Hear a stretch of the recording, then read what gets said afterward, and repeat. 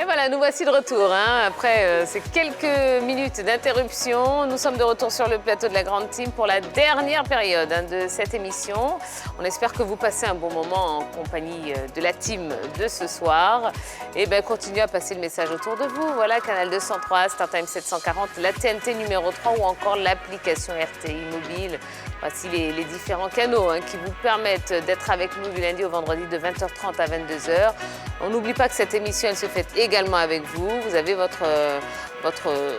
droit de vous prononcer dans l'émission. Eh bien, n'hésitez pas, faites-le via la page Facebook de la 3 ou encore en nous appelant au 27 21 59 93 99.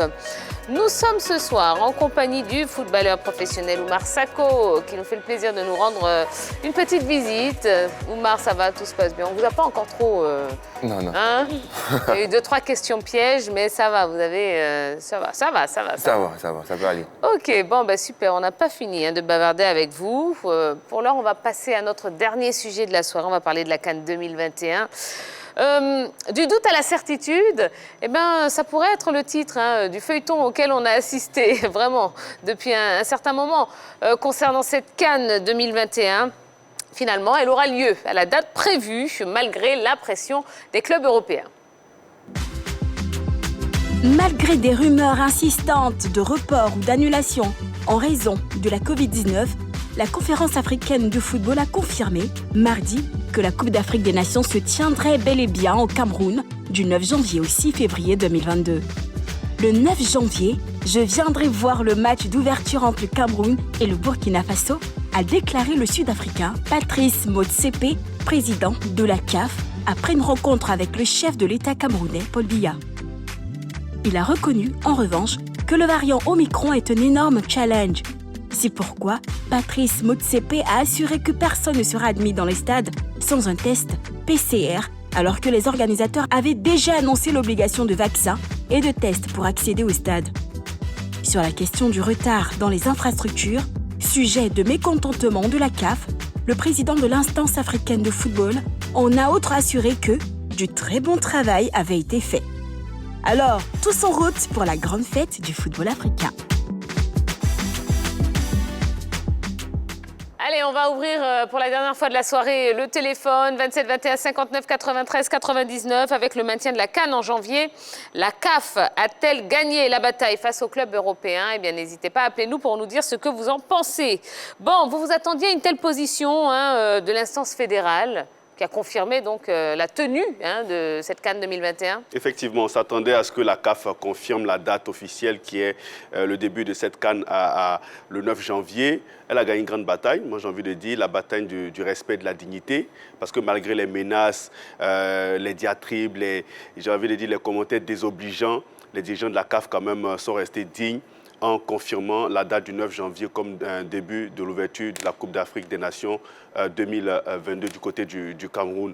Et je pense que c'est une très bonne chose. Mais en même temps aussi, il y a un désaveu quelque part. Un désaveu à Gianni Infantino, qui malgré ses stratagèmes et puis tout ce qu'il a pu mettre en place pour essayer de délocaliser et voir le report ou l'annulation de cette Coupe d'Afrique des Nations, les dirigeants de la CAF sont quand même restés fermes, avec aussi en compagnie quand même du président du Cameroun, Paul Biya, et puis du président de la FECAFO, Samuel Eto'o. Ils ont tous convergé dans la même direction, dans la même vision, qui est de maintenir la CAN du côté du Cameroun le 9 janvier l'année prochaine. Donc je pense que c'est avec beaucoup de joie et de satisfaction qu'on accueille cette nouvelle. On a tous vu et entendu les propos du nouveau président de la FECAFOOT, Samuel Eto'o. Est-ce que vous pensez que son avis très tranché sur la question a pesé dans la balance? Oui. Parce que Samuel, c'est quelqu'un M. Samuel Eto'o, le président, c'est quelqu'un de très franc. Voilà. Moi, je l'ai côtoyé une ou deux fois à Solbeni. Mais c'est la classe totale. Donc tout ce qu'il dit, c'est ça en fait. Donc, voilà. On ne peut pas délocaliser la CAN, mettre ça au Qatar. Non, impossible. Si ça joue au Cameroun, ça fait d'une part la pub du pays et lui, sa pub aussi également. Donc voilà. Eh oui. Moi, je pense que déjà, c'est une voix qui porte, qui va très loin, la voix de Samuel Eto'o. Et puis, d'autres raisons, par exemple, qui m'ont fait croire que ça allait rester au Cameroun, parce que déjà, ça a été déjà reporté une première fois en 2019. Ensuite, changer la date pour envoyer en juin-janvier le climat n'est pas favorable du côté du Cameroun. Est-ce qu'on va arracher encore la CAN au Cameroun pour 2023? Je pense qu'il y avait tellement de paramètres qui n'étaient pas favorables pour un changement de date ou une annulation que finalement, ça se tiendra au Cameroun. Et moi, j'y croyais, même s'il y avait quand même quelques voix à côté, ça et là, pour essayer de déstabiliser les Africains. D'accord. Alors la question qui se pose maintenant, c'est la présence effective des joueurs évoluant en Europe. Est-ce que vous ne craignez pas qu'on assiste à une CAN sans justement les grosses têtes des différentes nations africaines, surtout ceux qui évoluent en Angleterre? Je pense que c'est impossible de ne pas avoir ces joueurs. Impossible parce qu'il y a des règlements de la FIFA qui sont là pour trancher sur cette affaire. Donc, aucunement, un club ne peut empêcher un joueur qui a été sélectionné par son pays de participer à la Coupe d'Afrique des Nations. Il va se faire sanctionner, ça c'est très clair, dans la mesure où la FIFA d'ailleurs accepte que la CAN se déroule du côté du Cameroun en janvier. Bon, aucun club, quels que soient les mécontentements, aucun club ne pourra empêcher un joueur de venir participer à la Coupe d'Afrique des Nations. D'accord. On a M. Michael Solou au téléphone qui nous appelle des deux plateaux. Bonsoir monsieur. Bonsoir madame. Comment allez-vous? Bien, merci à vous. Ça va, super, merci. Alors, Monsieur Solou, en maintenant la CAN au mois de janvier prochain, est-ce que la CAF a gagné sa bataille face aux clubs européens? Au fait, je ne veux pas trop employer le terme gagner parce qu'on gagne lorsqu'on est, en bataille. C'est pas pour moi une bataille parce que quelque chose qui te revient de droit lorsqu'on te l'attribue, c'est pas une bataille. Et il faut qu'en Afrique, on cherche à se faire respecter. Parce que lorsqu'il s'agit de l'euro, il s'agit de la Copa América, ils ne font pas ça. Pourquoi est-ce que lorsqu'il s'agit de l'Afrique, ils posent ces conditions? Toutefois qu'il y a des compétitions africaines, ils retiennent nos joueurs. Pourquoi? Il faut que le président de la CAF, c'est pourquoi j'ai aimé les propos du président de la CAF. Je serai le 9 à Yaoundé pour assister au match d'ouverture de la CAN. J'ai très bien aimé. Il faut qu'on arrive à s'imposer. Parce que ce sont des tests que la FIFA même avait rédigés qui figurent à présent. Ce sont ces tests-là que ces clubs doivent respecter. De la même façon dont on respecte leurs principes. Lorsqu'ils ont des matchs, on libère ici les joueurs, ils s'en vont. Donc, il faut aussi qu'ils s'allient sur ces mêmes tests de la FIFA. Il ne faudrait pas qu'ils nous créent des problèmes. Il faut que le président de la CAF, vraiment, après peut-être la CAN, rédige un courrier de façon officielle à la FIFA, au président de la FIFA, pour leur signifier cela, pour que ce cas-là ne se reproduise pas. Parce que c'est comment je vais dire, c'est un manque de considération pour le continent. Tout à fait. C'est irrespectueux, au fait. C'est irrespectueux. Bon, donc, moi, je ne peux pas accepter. Le dénouement est bon. La CAN va quand même avoir lieu. Mais en fait, même l'idée d'en parler, même là, c'est déjà déplacé. Ouais. C'est déjà déplacé. Lorsqu'on fixe quelque chose, lorsqu'on fixe ces dates, ils sont déjà informés. Ils ont des courriers qu'ils reçoivent de la part de la CAF, de la FIFA, de la CAF aussi. Donc, normalement, ils doivent s'aligner. Voilà, tout à fait. Donc, ça, je ne suis pas vraiment... je n'appelle pas ça une bataille. J'appelle ça le respect qui s'instaure. D'accord. On a instauré le respect.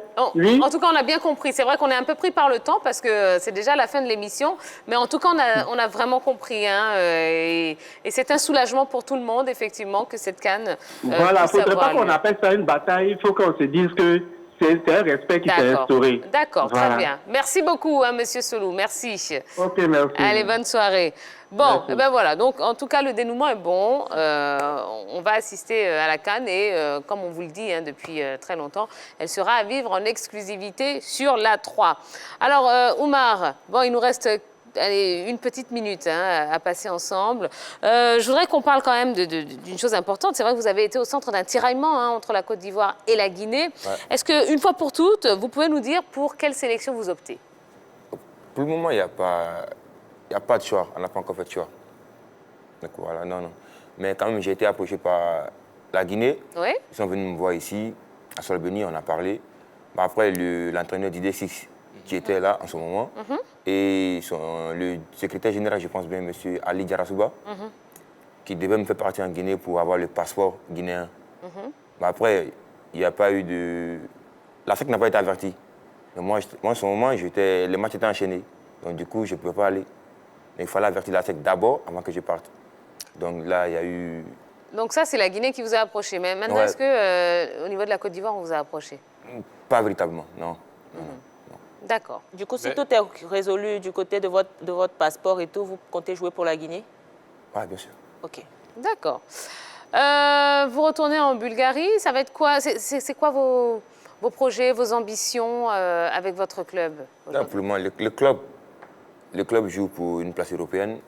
Donc voilà, là, on reprend bientôt un stage en Turquie. Voilà, pour pouvoir mieux préparer les phases retour du championnat. Pour pouvoir atteindre les objectifs du club, avoir une place européenne. Place européenne. Ouais. Eh bien, c'est tout ce qu'on vous souhaite. Merci. On espère que ça va très, très bien se passer. Inch'Allah. Merci beaucoup, Merci à Oumar vous. Sako. Merci. On a passé un très bon moment. Merci à la team. Merci à vous aussi, hein, amis téléspectateurs. Écoutez, on va se reposer. Hein, J-2 avant l'arrivée du Père Noël. Ah, je ne vais pas vous lâcher avec ça. Hein. Oh, vraiment. Mais on sera encore là demain. Le 23 décembre, on sera avec vous. 23 décembre, 24 décembre, 25 décembre, vous aurez de la grande team. Ça tombe très, très bien. On a beaucoup de choses à partager avec vous. Donc, reposez-vous bien. Et puis, rendez-vous demain, même heure, même endroit. Ce sera encore à 20h30 en direct sur la 3. Excellente soirée à tous. Bye bye.